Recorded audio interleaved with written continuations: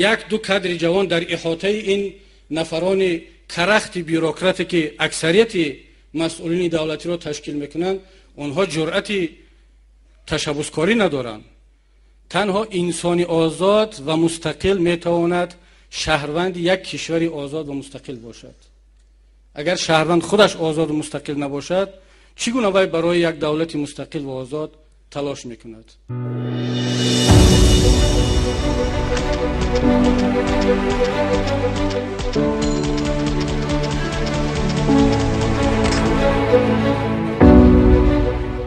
پرزیدنت نیاز به یک کمانده نو، به جوانان دارای اندیشه تازه، فهمیش زمانوی دولتداری و ملتداری نیاز دارد. مطمئنیم که پرزیدنت این پیشنهاد حزب نهضت اسلامی تاجیکستان را بلافاصله بعد از انتخابات مورد عمل قرار خواهد گرفت و ما در پهلوی کسانی خواهیم بود که جسارت دارند، جرأت دارند و این مسئله را رهبری خواهند کرد.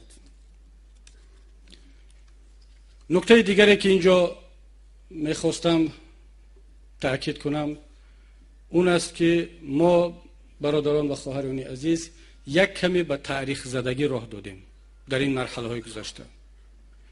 ملت ما امروز نیاز به آینده دارد، نگاه دور به آینده، ولی ما یک کمی تاریخ زدگی را بیشتر بالاتر بردیم و امروز توان ملت، ذهن ملت تقریبا دوخته شده است به تاریخ.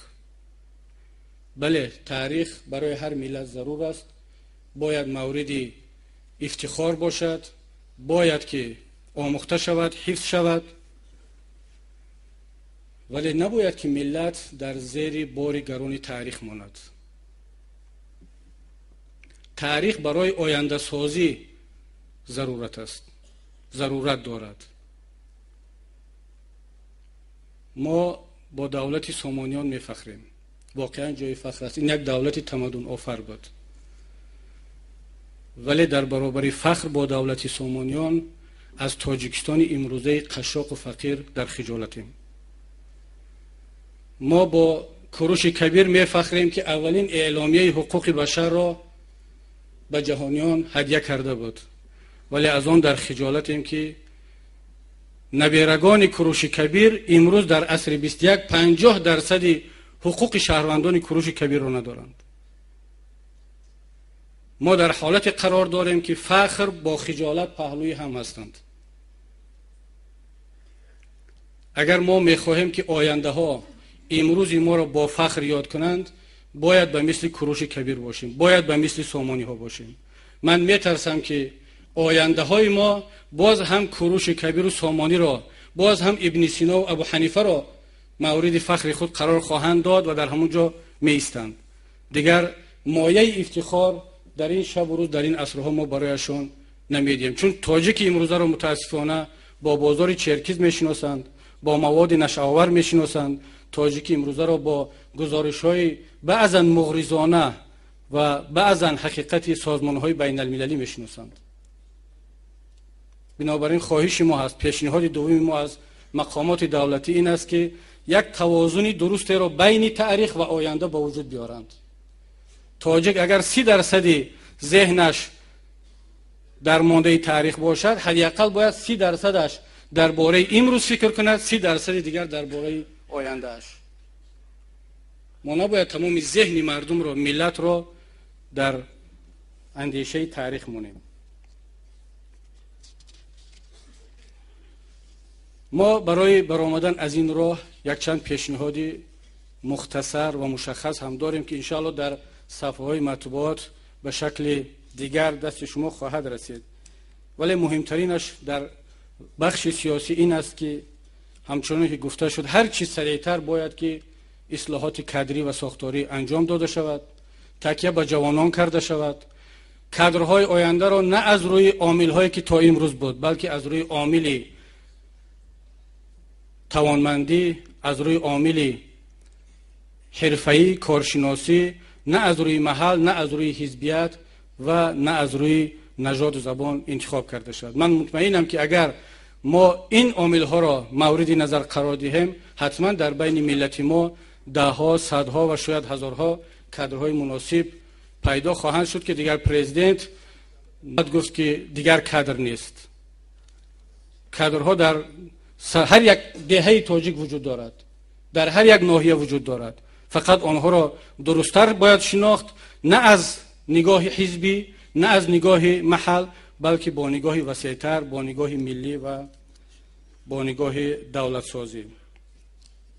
پیشنهاد دوم ما این است که هر چه زودتر بعد از انتخابات تقسیم درست شاخه‌های حاکمیت رو یا قدرت رو بین شاخه‌های حاکمیت باید به راه ماند. متاسفانه امروز قدرت اکثرا در دست یک شاخه حاکمیت، شاخه اجرایی جمع شده است. پارلمان، سود در نزد مردم، در نزد جامعه اعتبار خود را دارد، روز به روز از دست می‌دهد. ما باید که مقام و جایگاه هم پارلمان و هم مقام سودی را بالاتر بریم. شما امروز ببینید که مطبوعات ما مالامال از مراجعت و نامه‌های گشاد به پرزیدنت است. برای چی؟ برای چی مردم به پارلمان مراجعت نمی‌کنند؟ برای چی مردم به سود مراجعت نمی‌کنند؟ برای اینکه اعتماد تنها و تنها به پرزیدنت مونده است، به شاخه اجرایی حاکمیت. و این نه تنها باعث کاهش آبرو و جایگاه دو شاخه حاکمیت می شود، بلکه دولت و دولتداری خود را زیر سوال میبریم. پیشنهاد دیگری ما این است که توجه بیشتر به آزادی ها و به حقوق های فطری و اصلی مردم کرده شود. تنها انسانی آزاد و مستقل می تواند شهروند یک کشوری آزاد و مستقل باشد. اگر شهروند خودش آزاد و مستقل نباشد، چگونه وی برای یک دولت مستقل و آزاد تلاش میکند؟ بله، ما پیشروی ها داریم، ولی هنوز هم این ملت سرسپرده، واقعا ملت ما در طول تاریخش از همه دیگر ملت ها بیشتر برای آزادی و عدالت زحمت کشیده است. ما شهر و همواری ها را از دست دادیم فقط به خاطر آنکه آزاد باشیم. کوچیدن مردم تاجیک تاریخاً از وادی ها به کوهستان به خاطر اون 4 سنگ نبود، به خاطر آن بود که آزادی و مستقلیت خیش را حفظ کند. ولی اگر در بالای سنگ هم باشد و این آزادی و استقلالیت را از دست داده باشد، پس اون کوچیدن ها و اون هجرت ها هیچ نتیجه نداده است. این ملت سزاوار آن است که واقعا حقوق و آزادیش احترام کرده شود و حزب نهضت اسلامی تاجیکستان در مرحله بعدی به این قسمت مسائل دقت جدی خواهد داد. و اخیراً نکته‌ای که می‌خواستم تاکید کنم در مسائل سیاسی، این مناسبت به انتخابات هاست. ما اگر باوری مردم و اعتماد مردم را به انتخابات ها همچون یگانه وسیله قانونی شرکت در حیات کشور از دست دهیم، مطمئن باشد که با دستان خود هدیه بزرگ به افراطگرایان، به کسانی کرده ایم که اصلا دموکراسی را همچون مکانیزمی یگانه و قانونی برای رسیدن به قدرت باور ندارند. اکثری مردم و نیروهای هستند در تاجیکستان و در منطقه که دموکراسی را همچون یک بازیچه میدانند در دست نخبگان برای تمدید قدرت و برای استفاده ثروت‌های ملت. اعتماد به دموکراسی و به انتخابات روز تا روز در آسیای مرکزی از دست رفته ایستاده است. برای چی مردم در افغانستان تا به امروز سلاح را از دست نمیگذارد؟ برای آنکه باور ندارد که اگر سلاح را گذاشت مورد تعقیب و فشار و ظلم و استبداد از طرف مقامات دولتی قرار نمیگیرد. ما اگر واقعا میخواهیم که مردم فراموش کند انقلاب و مبارزه های مسلح را، باید که باوری مردم را به انتخابات همچون یگانه مکانیزمی رسیدن به قدرت و شرکت در حاکمیت بیدار کنیم. مسئله دیگری که به اقتصادیات و به سیاست ربط دارد وکیلان محترم، این مسئله کروپسی است.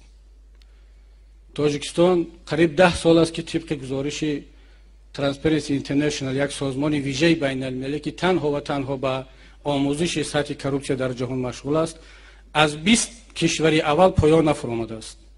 ما همیشه در گروه 20 نفره کشورهای از همه فساد زده است.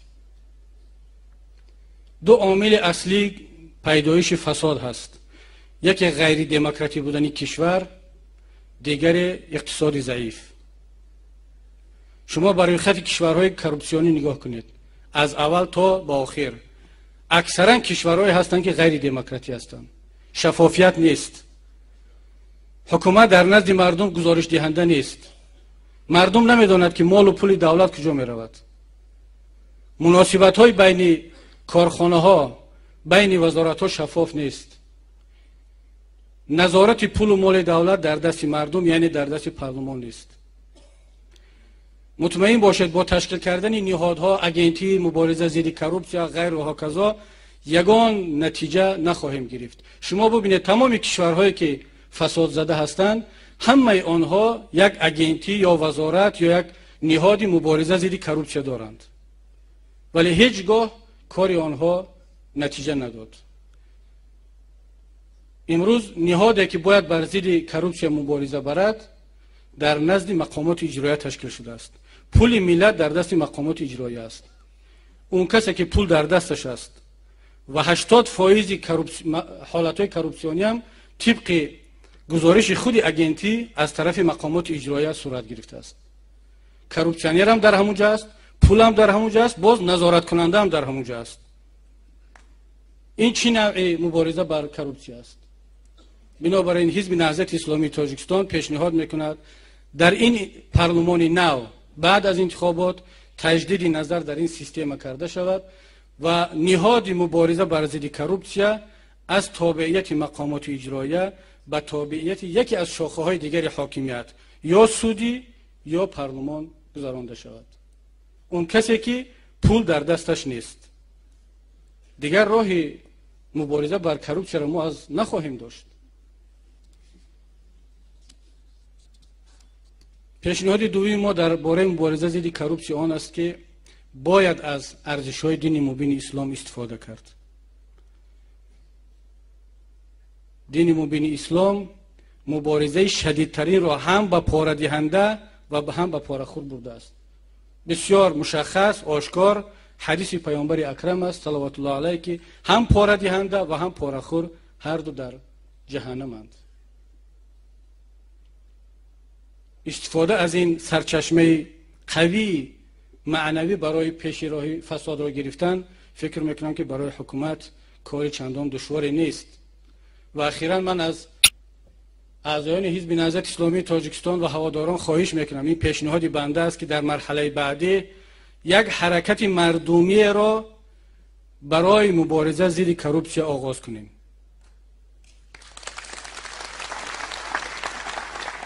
این حرکت را باید راهبریش را حزب نهضت بگیرد.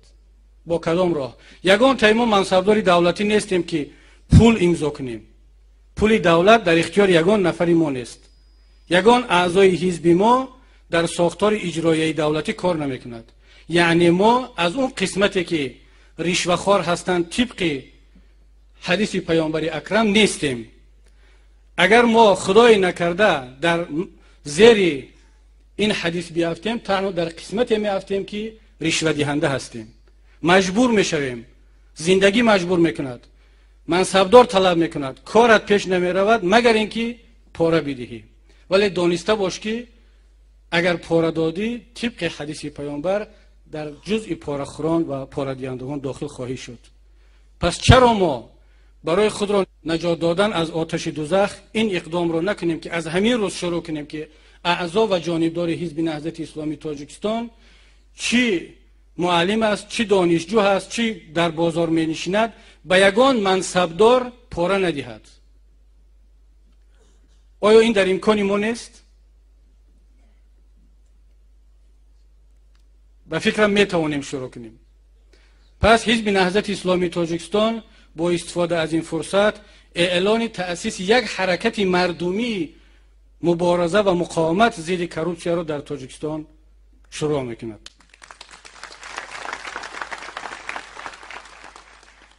یک بزرگوار در یک جا خوانده بودم، دعا کرده از پروردگار باشه که محیدین عربی باشد. گفته است که پروردگارا اولش این که با من رقیب و دشمن ندید، ولی اگر که دادی رقیب جوانمرد بودی، رقیب نامرد سزاوار من نیست، نمیخوام. این بدترین مصیبت یک انسان است که یک رقیب نامرد داشته باشد. خواستن رقیب جوانمرد هم که جوانمردانه بیا در میدان صحبت کنند، بحث کنند در مسئله علم. اگر اکادمیک است ما در روی میکنیم.